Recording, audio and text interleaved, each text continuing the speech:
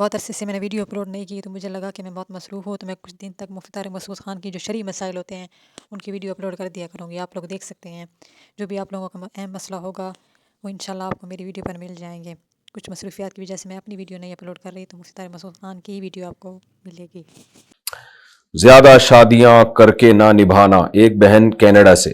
مفتی صاحب آپ ماشاء اللہ بہت اچھا کام کر رہے ہیں، زیادہ شادیوں کی ترغیب دیتے ہیں، مگر بہت سے لوگ آپ کی اس ترغیب سے ناجائز فائدہ اٹھا رہے ہیں، شادیاں کر کے نبھا نہیں پاتے. میرے شوہر نے بھی نہ چاہتے ہوئے بھی اپنی ماں کے کہنے پر مجھے ایک طلاق دے دی ہے، اور حضرت ابراہیم علیہ السلام کی مثال پیش کرتے ہیں. میرے 2 بچے ہیں، میں بہت گڑ گڑائی اس کے سامنے، مگر شوہر پر کوئی اثر نہیں ہوا. میں نے یہاں تک کہا کہ میں اپنا خرچہ بھی خود اٹھا لوں گی، مگر مجھ سے رجوع کر لو، میں بے سہارا ہو جاؤں گی، میں 2 بچوں کے ساتھ کہاں جاؤں گی. مگر اس پر کوئی اثر نہیں ہوتا. اس کو صرف ماں کے حقوق اور زیادہ شادیوں والی بات سمجھ میں آئی ہے. برائے مہربانی اس پر بھی رہنمائی فرما دیں کہ کیا اسلام میں جائز ہے کہ شادیاں کر کے چھوڑتے جاؤ. دیکھیے، آپ نے جو سوال پوچھا ہے یہ تو اب مجھے نہیں پتا آپ کے میاں کے کیا حالات ہیں. یہ تو جب تک دونوں طرف کی بات انسان نہ سن لے تو فیصلہ کرنا بہت مشکل ہوتا ہے کہ اس میں کون صحیح ہے کون غلط ہے. لیکن میں جنرلی ایک بات کہہ دیتا ہوں کہ ابراہیم علیہ السلام نے جو اپنے بیٹے سے کہا تھا کہ اپنی بیوی کو طلاق دے دو، تو وہ تو اللہ کے خلیل تھے، پیغمبر تھے، ظاہر ہے وہ غلط بات کر نہیں سکتے. اس کی مثال ایسے جیسے امام احمد بن حنبل کے پاس ایک شخص آیا اور اس نے کہا کہ میرے والد کہتے ہیں کہ میں اپنی بیوی کو طلاق دے دوں، تو آپ کا کیا مشورہ ہے؟ امام احمد بن حنبل نے منع کیا کہ نہیں دو طلاق. اس نے حدیث کوٹ کی کہ حضرت عمر رضی اللہ عنہ نے تو جب اپنے بیٹے کو حکم دیا تھا کہ اپنی بیوی کو طلاق دے دو، تو نبی صلی اللہ علیہ وسلم نے فرمایا تھا اطیع اباکا، کہ اپنے باپ کی بات مانو. تو نبی تو گویا کہہ رہے ہیں کہ بھئی باپ کی بات مانو، اور امام احمد آپ کہہ رہے ہیں کہ مت مانو. تو امام احمد بن حنبل نے بڑا اچھا جواب دیا، فرمایا حل ابو کا مثل عمر، کیا تمہارے ابا بھی عمر جیسے ہیں؟ یعنی وہ تو عمر تھے نا، تو ان کے بارے میں تو یقین تھا کہ وہ غلط آرڈر نہیں دے رہے. کہ تمہارے ابا بھی نبی یعنی عمر جیسے ہیں، کیا تمہارے ابا کے بارے میں کیا پتا کہ وہ صحیح آرڈر دے رہے ہیں کہ غلط آرڈر دے رہے ہیں. تو اس لیے ماں باپ اگر کہیں نا کہ بیوی کو چھوڑ دو، تو اس میں کچھ تفصیل ہے، ایسے ایک دم جلد بازی نہ کریں چھوڑنے میں، اس کی پہلے تفصیل میں جائیں کہ کیوں کہہ رہے ہیں، کسی اہل علم سے مشورہ کر لیں. تو بعض دفعہ ماں باپ صحیح کہہ رہے ہوتے ہیں، واقعی وہ ایسا معاملہ ہوتا ہے بیوی کے ساتھ کہ وہ بہت زیادہ نقصان کا ذریعہ بن رہی ہوتی ہے، یا شوہر کے ماں باپ کے ساتھ بہت زیادہ بدتمیزی کر رہی ہوتی ہے. تو ایسی صورت میں تو اگر ماں باپ کہیں تو پھر حدیث کے مطابق ماں باپ کی اطاعت کر لینی چاہیے.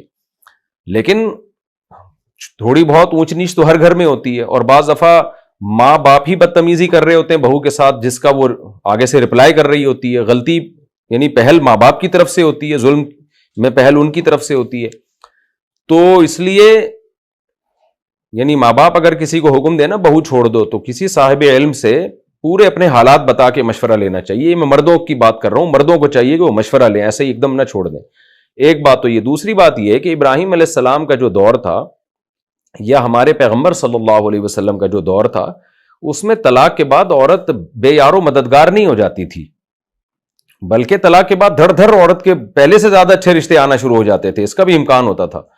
ہماری سوسائٹی میں تو آپ جب کسی لڑکی کو طلاق دیتے ہیں وہ تو بیچاری کہیں کی بھی نہیں رہتی، کیونکہ رشتے ویسے ہی نہیں ہو رہے آج کل لڑکیوں کے. اور میں جو کہتا ہوں کہ مارکیٹ میں اچھے رشتے ہی شارٹ ہیں، تو وہ تو بیچاری کہیں کی بھی نہیں رہتی.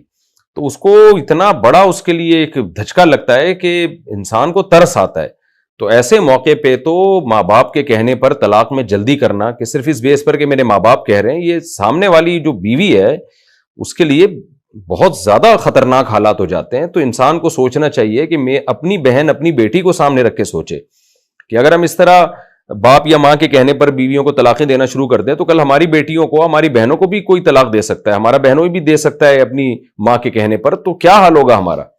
تو صحابہ کے دور میں اور ابراہیم علیہ السلام کے دور میں طلاق کوئی اتنی معیوب نہیں تھی، اس کے سائیڈ ایفیکٹ اتنے نہیں تھے. اس زمانے میں اس کے سائیڈ ایفیکٹ بہت زیادہ ہیں. تو حدیث میں آتے ہیں نا، جو دوسروں کے لیے پسند کرتے ہو وہی اپنے لیے بھی پسند کرو. تو جیسے آپ چاہتے ہیں کہ آپ کی بہن یا آپ کی بیٹیوں کا گھر بسا رہے، تو آپ دوسرے کی بہن دوسرے کی بیٹی کا گھر بھی بسا کے رکھیں، اس میں جلد بازی نہ کریں.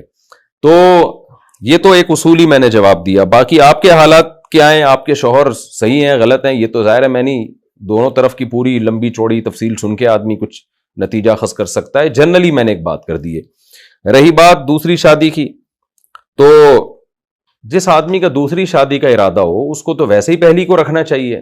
وہ کیوں چھوڑ رہا ہے بھائی پہلی کو؟ الا یہ کہ کوئی بہت ہی کوئی خطرناک حالات ہو جائیں تو اس میں یہ کہ چھوڑ کے کرنا تو ظاہر ہے پسندیدہ کام نہیں ہے. چھوڑنے کی کوئی معقول ریزن ہونی چاہیے. تو اس لیے میں مشورہ ہی دے سکتا ہوں آپ کے شوہر کو کہ وہ یہ کام نہ کریں بھائی. اور ویسے بھی آپ برداشت کریں اللہ کے لیے. امام احمد بن حنبل ہی کا واقعہ ہے، کوئی شخص آیا اور اس نے کہا کہ میں اپنی بیوی کو طلاق دینا چاہتا ہوں. انہوں نے پوچھا وجہ کیا ہے؟ فرمایا مجھے محبت نہیں ہے. تو امام احمد نے فرمایا کہ کیا ہر گھر میں میاں بیوی میں محبت ہی ہوتی ہے کیا؟ تو کیا کمپرومائز یا کوئی جوڑ ووڑ کی صورتیں نہیں ہوتی کیا؟ یعنی گھر اس طرح سے چلتے ہیں کہ جب تک پورا عشق اور معاشقہ نہ ہو تو گھر ہی نہیں چلے گا. گھر جوڑنے کے لیے تو کچھ قربانی دینی پڑتی ہے، بچوں کی خاطر، اللہ کی رضا کی خاطر، یہ سب چیزیں چلتی ہیں. اور نبی صلی اللہ علیہ وسلم کی حدیث ہے ان المرأة خلقت من ضلع، کہ اللہ نے عورت کو ٹیڑھی پسلی سے پیدا کیا ہے. تو اگر تم اس کو مکمل سیدھا کرنے لگ جاؤ گے تو سوائے طلاق کے کچھ بھی حاصل نہیں ہوگا. پھر کہیں اور شادی کرو گے اس میں کوئی اور عیب ہوگا، کہیں اور شادی کرو گے اس میں کچھ اور عیب ہوگا. تو اس حدیث میں، صحیح حدیث میں نبی صلی اللہ علیہ وسلم نے ترغیب دی ہے کہ بیوی کی کچھ نہ کچھ خامیاں برداشت کر کے ہی گھر چلا سکتے ہو. اگر تم یہ چاہو گے کہ 100% مجھے بالکل خط مستقیم کی طرح سیدھی بیوی مل جائے، تو ایسا تو آج کل آدمی نہیں ہے بھائی، بیوی کہاں سے ملے گی؟ تو اس طرح اس لیے مرد کو چاہیے اپنا ظرف تھوڑا بڑا رکھے اور طلاق میں جلد بازی ہرگز نہ کرے. تو میں یہی نصیحت کر سکتا ہوں آپ کے شوہر کو کہ وہ یہ کام میں جلد بازی نہ کریں اور اللہ کی خاطر برداشت کر لیں تو زیادہ اچھا ہے.